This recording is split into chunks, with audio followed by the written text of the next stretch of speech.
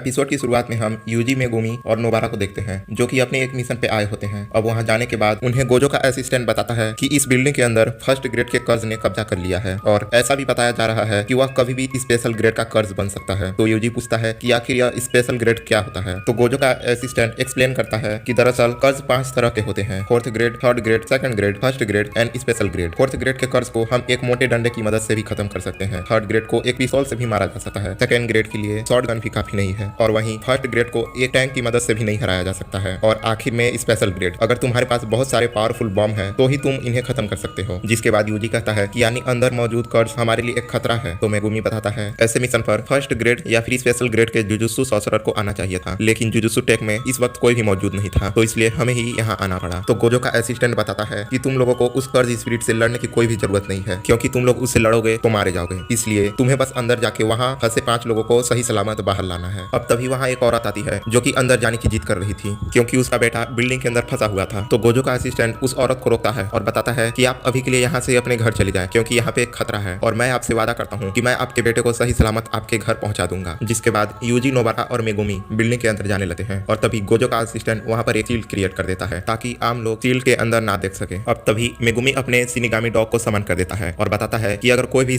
कर्ज स्पिरिट हमारे आसपास आएगा तो यह तुरंत ही हमें सतर्क कर देगा। जिसके बाद वह तीनों बिल्डिंग के अंदर चले जाते हैं और वह जैसे ही उस बिल्डिंग के अंदर जाते हैं तभी वह तीनों ही शॉक हो जाते हैं। और यूजी बताता है कि यह बिल्डिंग तो सिर्फ 2 ही फ्लोर की थी, तो आखिर हमारे सामने इतने सारे फ्लोर कैसे हैं। अब तभी उनकी नजर पीछे की ओर जाती है और वह देखते हैं कि वह जिस दरवाजे से अंदर आए थे वह दरवाजा भी गायब हो चुका है। तो नोबारा यहाँ पर बहुत ही ज्यादा घबराने लगती है। तो मेगुमी बताता है कि घबराने की कोई भी जरूरत नहीं है, मेरा यह डॉग उस दरवाजे को सूंघकर ढूंढ लेगा। तो इस बात पर यूजी और नोबारा दोनों ही बहुत ही ज्यादा खुश हो जाते हैं। जिसके बाद वह तीनों बिल्डिंग में आगे की ओर बढ़ने लगते हैं। अब कुछ आगे जाने के बाद उन्हें एक आदमी की लाश मिलती है जिसका कि आधा शरीर ही गायब होता है और यह उसी औरत का लड़का होता है जिसे कि इन तीनों ने बाहर देखा था। तो यूजी इसकी लाश को अपने साथ ले जाने को कहता है। तो मेगुमी मना कर देता है और बताता है कि अभी हमें और भी 4 लोगों की मदद करना है और उन्हें सही सलामत इस बिल्डिंग से बाहर ले जाना है और यह लाश सिर्फ हमारे ऊपर बोझ ही बनेगी। तो यूजी मेगुमी की इस बात पर उससे बहस करने लगता है। तो नोबारा उन दोनों को चुप कराने की कोशिश करती है, लेकिन तभी वह अचानक से वहां से गायब हो जाती है। अब इसे देखने के बाद यूजी और मेगुमी शॉक हो जाते हैं और मेगुमी अपने मन में सोचता है कि आखिरकार मेरे डॉग ने हमें सतर्क क्यों नहीं किया। जिसके बाद उसकी नजर अपने डॉग पे जाती है जिसे पहले से ही किसी ने जान से मार दिया था। अब दोनों यहाँ पर कुछ समझ पाते तभी उनके सामने एक स्पेशल ग्रेड का कर्ज स्पिरिट आ जाता है, जिसे देखने के बाद दोनों बहुत ही ज्यादा घबराने लगते हैं। अब दोनों वहां से भागने की कोशिश करते हैं, लेकिन उस कर्ज स्पिरिट की पावर की वजह से वह खुद के शरीर को हिला भी नहीं पा रहे थे। अब यूजी जैसे तैसे करके अपने तलवार से उस कर्ज स्पिरिट के ऊपर हमला करता है, लेकिन वह कर्ज स्पिरिट एक झटके में ही यूजी के हाथ को काट के उसके शरीर से अलग कर देता है। अब इसे देखने के बाद तो उन दोनों की फटके हाथ में आ चुकी थी। जिसके बाद हमारा सीन शिफ्ट होता है और हमें नोबारा को दिखाया जाता है जो कि एक अंधेरे कमरे में फंसी हुई थी और तभी उसके सामने बहुत सारे कर्ज स्पिरिट आ जाते हैं जो कि दरअसल मास्क की तरह दिख रहे होते हैं। अब तभी हमारा सीन वापस से यूजी और मेगुमी के पास आता है। अब यूजी सुकुना से कहता है कि सुकुना मेरी मदद करो, वरना मैं मरा तो तुम भी मारे जाओगे। तो सुकुना यूजी की मदद करने से मना कर देता है और बताता है कि तुम्हारे मरने से मुझे कुछ भी फर्क नहीं पड़ता, क्योंकि अगर तुम मारे भी गए तब पर भी मेरी आत्मा मेरे बाकी के 18 उंगलियों में जिंदा रहेंगी। लेकिन अगर फिर भी तुम मुझे बाहर लाना चाहते हो तो तुम मुझे शौक से बाहर ले आओ, लेकिन मैं तुम्हें बता दूं कि मैं बाहर आते ही सबसे पहले तुम्हारे ही दोस्त पे हमला करूंगा और उसे तड़पा तड़पा के जान से मार दूंगा। जिसके बाद वह कर्ज स्पिरिट उन दोनों के ऊपर हमला करता है और उस हमले को करने के बाद वह पागलों की तरह उनके ऊपर हंसने लगता है। अब तभी यूजी मेगुमी से कहता है कि तुम यहाँ से नोबारा के साथ भाग जाओ और तुम जैसे ही इस बिल्डिंग से बाहर निकल जाना तो तुम मुझे कोई सिग्नल दे देना, जिसके बाद मैं अपने बॉडी के ऊपर सुकुना को कंट्रोल दे दूंगा। तो मेगुमी ऐसा करने से मना करता है, लेकिन और कोई रास्ता ना होने की वजह से उसे यूजी की बात माननी ही पड़ती है। जिसके बाद मेगुमी वहां से भाग जाता है। अब हम देखते हैं कि पता नहीं क्यों लेकिन वह कर्ज स्पिरिट उसे रोकने की कोशिश तक भी नहीं करता। जिसके बाद वह कर्ज स्पिरिट यूजी के ऊपर हमला करता है, जिसकी वजह से यूजी दीवार से जा टकराता है और तभी वह यूजी के ऊपर एक और अपना पावरफुल अटैक करता है और इस अटैक की वजह से यूजी दूर जाके गिरता है और उसके नाक मुंह से खून आने लगता है। जिसके बाद वह कर्ज स्पिरिट यूजी के ऊपर अपना एक और अटैक करता है। अब यूजी उसे रोकने की कोशिश तो करता है, लेकिन वह अटैक इतना ज्यादा पावरफुल था कि उसे रोकने के चक्कर में यूजी की उंगलियां किसी आइसक्रीम की तरह जल के पिघलने लगती हैं। अब फिर अगले सीन में हम नोबारा को देखते हैं जिसे कि एक कर्ज स्पिरिट खाने ही वाला था, लेकिन तभी वहां मेगुमी आ जाता है और वह नोबारा को बचा लेता है। जिसके